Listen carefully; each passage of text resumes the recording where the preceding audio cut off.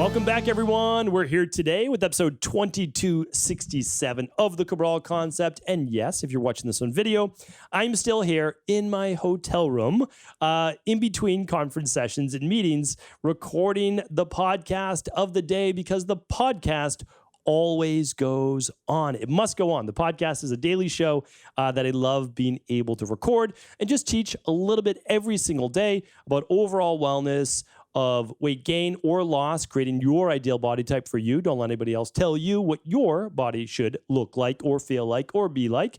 And then also we're working on longevity. We're working on anti-aging. But to get those things, we need to follow the de-stress protocol.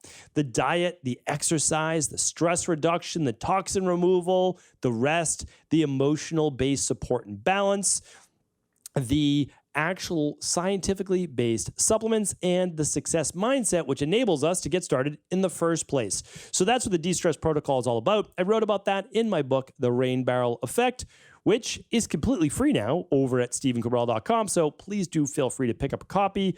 If you would like, all I ask is that you pay for shipping and handling. I literally pay for the printing of the book, and that is that. So if you haven't read it yet, I would definitely give it a read because I literally take you through exactly what I do in my private practice, step by step. And it will give you a good basis for if you're really dealing with some type of wellness, weight, or anti-aging based issue of how to get to the bottom of it. Because the truth is that there is an answer. There's always an answer. And the problem is, like myself, you may not have just found yours. It took me years to find my answer, and I'm simply trying to cut down that learning curve for most people. So today's show, though, the topic of the day, it is a Training Thursday, and today's show is going to be on why I believe sprinting is the most overlooked beneficial form of exercise. So when people think of sprinting, they think that it's reserved for like elite Olympic athletes. And I'm here to tell you today that that is not the truth. I do want you to ease into it, but it is not reserved for elite athletes. And everyone should not only be doing it, but should have the ability to do it. So before I get into the 5 main benefits of why I believe that you'll want to be doing it, I just want to make sure that if you haven't been running in years, if you haven't been sprinting in years, and what is a sprint in the first place? Well, it's running really fast, essentially pretty close to your max for less than 30 seconds to 60 seconds, really, maximally. So you can use any interval-based training style that you like. I've talked about many of them on the show. You might sprint for 20 seconds, rest for 40. You might sprint for 30 seconds, rest for 90. You'll decide on your work to rest ratio. Work being how long you sprint and rest being how long you rest. Now you'll find though, a sprint takes a lot out of you. And there's a reason for that because you're working to push your max level of intensity, right? So you're at 70, 80, 90, maybe even 100%. And there's a lot of improvements to the human body that comes from doing that type of work. What I don't want you to see though, is for you to push yourself too quickly if you haven't been sprinting in years. Now, what could happen? Well, you could strain a muscle, and I just don't want you to do that out of the gates. So what I'd like you to do is you could even just get used to doing a little bit of jogging first, just get that body moving. But what you really want to do is you want to get acclimated to sprinting. So you want to do the same sprints that you'll eventually be doing, but all you want to do is do them at a 50% effort. That's it. So you don't want to go all out. Now, again, the human mind always wants to push us. It says, hey, you can go faster than this. You want to refrain from doing that because while you're sprinting, you are typically maximally contracting and also maximally elongating muscles in your body. And when they start to do either, that's when injuries could happen.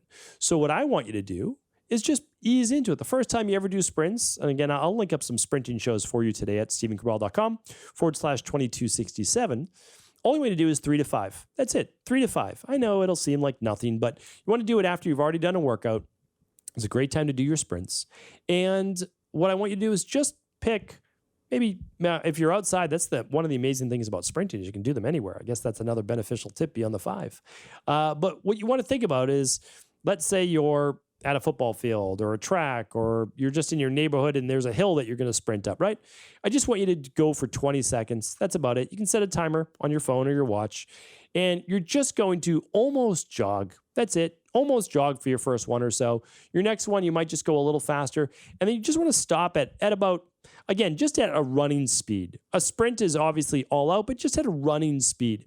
Get your body acclimated to using those muscles. Do that for a few weeks, and then you can start to take it from 50% to 60% the next week. Again, this is a journey that we're on. We don't need to be, and it's literally not a sprint, right? We don't need to be sprinting the first week we get into sprints, okay? Because we want to do this for our lifetime. So the next week, then 70%, 80%, then 90%, and then you'll decide when you want to go all out. And when you do your sprints, we're not talking about more than really 3 to 5 if they're after your workout. If it's its own workout all on its own, maybe 7 to 10. But that would be like its own workout all on its own. I like to do my sprints about 3 to 5 maximum after I've done a resistance-based training workout. The sun just came out, so if you're watching this on video, you can see me literally basking in this bright light in my eyes. And I apologize. Let me see if I can pull this curtain a little bit right here. This is kind of the blooper reel for the podcast, but we'll again, the show always goes on. So if you're watching this on a video, we'll do our best. All right, how can I move here? Here we go. So luckily the audio will be fine. So what I want to share with you is this: 5 big benefits to doing sprints 1 to 2 times per week. So you might say to yourself, well, only 1 to 2 times a week, and I get all these benefits. And the reason I say is, or the answer is yes. And that's the reason why I said sprinting is one of the most beneficial exercises that people just don't do. Because I don't think that they understand the power of what sprinting can do for your body. And the reason why there's so much benefit is because it is a maximal effort from the human body that produces endorphins and works at what I spoke about on becoming truly fat adapted, the alactic, or at least anaerobic energy system of the body, which we are very rarely ever in for most human beings, right? Because we're very rarely ever in a 10-second or 20-second or less all out, meaning like you'll get exhausted in under 20 seconds. Very rarely do we participate in anything where we become exhausted in less than 10 seconds to 20 seconds of doing it. And that is the power of sprinting. So to be honest, it's a lot of fun as well. It really is. You get to do 20 seconds of work and you only have to do it a few times and you get all this benefit. So let's go through it. What are the big benefits? Well, the first one I always like to start with is this, because people always want at least an immediate reason of if they're going to start sprinting, why should they do it? Well, here's the thing. Immediately, sprinting will boost your metabolism. That's a pretty amazing thing, right? So you can immediately begin boosting your metabolism with sprinting. That means that during any given sprint, you're not going to burn all that many calories. That's not the goal of sprinting. That might be the goal of like doing a longer steady state cardio run or whatever you want to do. But the goal of sprinting is actually to boost your metabolism. So that means because of your maximal effort as you work up to it, you're going to boost your metabolism, what has been shown now, for up to 36 hours. So that doesn't mean you're tapping into more body fat just at that moment or more glucose or more energy reserves at that moment. What it means is that as your body is working back to homeostasis from the metabolic disturbance that it experienced during those sprints, you actually have an elevated metabolism. That means you're going to burn more total calories, even with that short amount of sprints, than you may with a 30-minute steady state run. So our goal is always to improve our hormones and our fat burning metabolism rather than burning calories at any one time. Because, I mean, honestly, how long can you really run for, right, for steady state? Now, there's benefits to steady state, so I'm not putting it down. But it's not there to boost your metabolism. A steady state can help balance blood sugar. It can help for cardiovascular improvement. It can help for telomere length. It can help for longevity. I'm not denying that, okay? But what I'm saying is if you're looking to boost your metabolism, steady state cardio is not where it's at. The benefits there are longevity and cardiovascular. The benefits with sprinting or high-intensity interval training are actually for metabolism and fat burning. So that's the first big benefit. The second one that I will also share, and it's partly because of that big boost in energy-based demand. So think about this. Let's say that you use the 220 minus your age system for finding your max heart rate. Again, I have a podcast on this as well. So what you would do is, let's say you're 40 years old. Okay, 220 minus 40, I like easy math, 180, right? So, okay, so your max is 180. 180 beats per minute is really what you can put out. That's accurate for most people. That's why it's a formula, scientific formula, exercise physiology formula. Some people will be higher based on their constitution, based on their fitness level. Some people will be less because of constitution, because of deconditioning, okay? But let's say it's 180. All right. So what we would do is, I don't want to hurt my head with all of this math. If I wanted to take, and I wanted to go at 80% of my 180 heart rate, I just have to multiply 180 by 0.8, and I'm going to get 144. That means during my sprint, if I'm really pushing myself, I'm going to get to 140 to 150 beats per minute. And I'll know that I'm within about that 80% maximal threshold. Now, you can also just do what's called rate of perceived exertion. Rate of perceived exertion means like, I feel like I almost can't do any more, right? Versus I can't do any more. That would be a 10, right? That's 100% of it.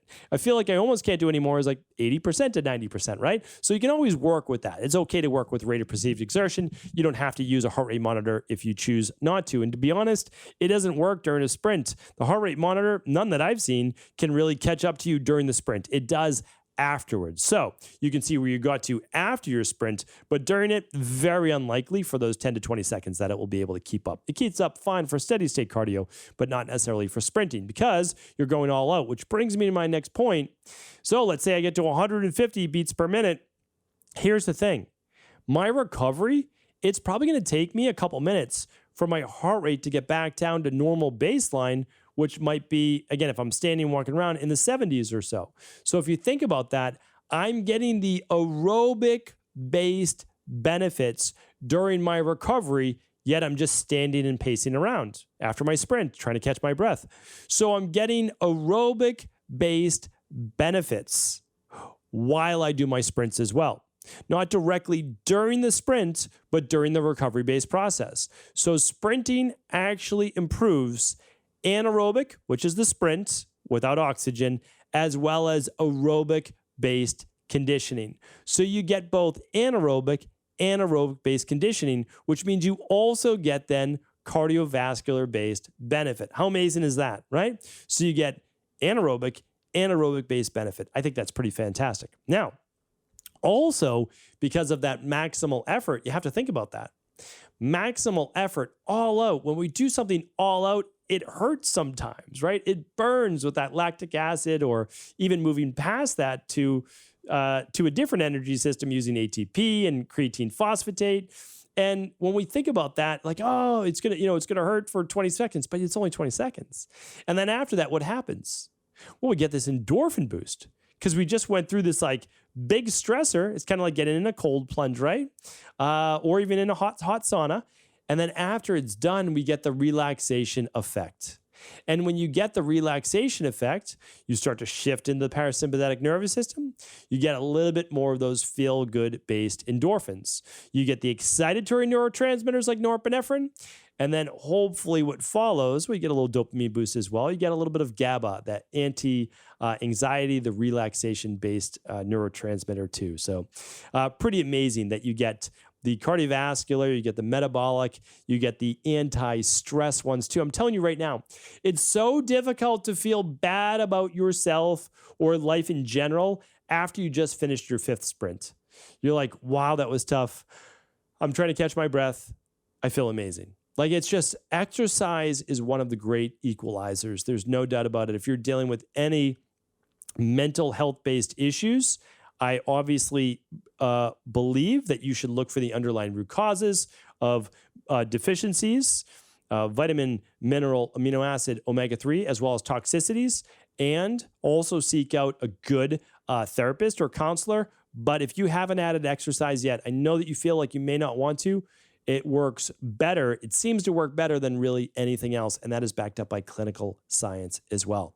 All right. 4th big benefit is the anti-aging process that your body has to keep up with when you're sprinting. If you're sprinting, you're essentially telling your body you're young. I mean, that's really what you're doing. You're signaling apoptosis for old cells. You're increasing what's called mitochondrial biogenesis, which means that you're making more mitochondria. So you're making more mitochondria. Why would your body do that? Because you increase demands on it and it has to keep up. So if the way that you keep up during sprinting is through producing adenosine triphosphate, am I saying that correctly? Yeah, ATP, adenosine triphosphate, then you are asking your body to say, hey, we need to produce more of this. And your body says, okay, well, I guess I have to manufacture and make more mitochondria. And it will.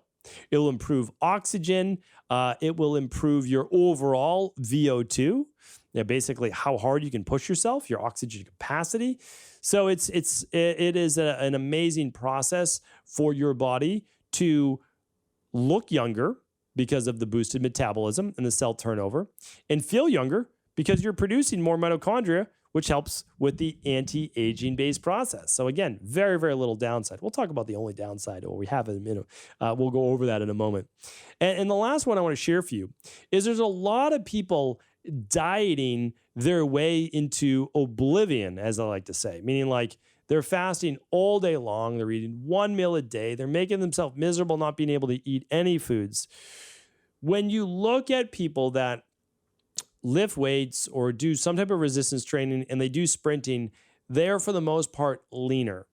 And they're leaner because they're boosting their metabolism and they're doing it in ways which allows them to burn more calories over the long run than rather than just see how many calories they can burn on that elliptical or treadmill or bike or whatever it might be, which a lot of those are over-exaggerated in the first place.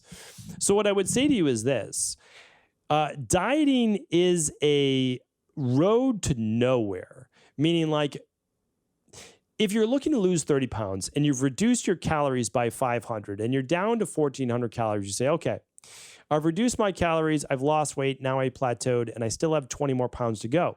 So you go from 1,400 calories down to 1,200 calories, and you just squeak out a little bit more weight loss. And you're like, well, I plateaued again, so I'm going to take my calories down to 1,000. Next thing you know, you're barely eating any food. You're barely eating any calories. You're overextending your intermittent fasting. You're really destroying your overall metabolism. And then you say to yourself, I can't maintain this. I don't want to live like this. I want to be able to eat some regular food. And then you go back to eating your regular food, but since you've decimated your metabolic hormones, which I've been talking about over the last couple of weeks, now you start to gain back the weight. But not only do you gain back the weight, you gain back more, because you've lowered your overall metabolic rate, which is why I keep trying to teach people that that is not the way to lose weight effectively over a longer period of time. Anybody can teach you how to lose weight in the short term. What about keeping it off, right? That is the ultimate goal, is to be at the right body weight for you. I'm not telling you what % body fat that you should be. I just want you to be at a healthy body fat for you. That's all. Doesn't matter to me. I want you to be happy, right? I want you to be healthy. That's the bottom line. I want you to live long enough to see your grandkids and great-grandkids. That's the goal. But I also don't want you to be decrepit in that state. I want you to be healthy. I want you to have a good quality of life. That's what I want for you. And so my goal is just to try to teach you in a lot of different ways, different things that may work for you. And I believe that by adding in 1 or 2 sprinting days per week, and honestly, it's going to take you 10 minutes. That's it. 10 minutes after a regular workout once or twice a week. Just try it. And again, start slow. Ease your way up. And I told you, there's only one downside of sprinting because it's not the time. It's only 10 minutes, right? You can fit in easily 3 to 5 sprints within that time. So, what's the downside? The downside is that it's not going to be a whole lot of fun for those 20 seconds, right? It's not going to be a lot of fun, except if you can get a partner to do it with you and you can push each other, it is a whole lot of fun because you're pushing each other, you're having a good time, and you're doing something good for your body. And it's such a short period of time to give yourself that all-out push, and you're probably not doing that in any other area, really. And so to be able to do it sprinting, I'm telling you right now, it might even become a little bit addicting. You may actually very much enjoy it. So hopefully this show was helpful. I hope that it gets you to try some sprinting over the next week or two. And again, start slow, work your way up. You've got plenty of time, but you'll enjoy the benefits then for years to come. If this show is helpful, please, as always, do feel free to share it with anyone else you believe could serve. Take care, everyone. Have an amazing rest of the week.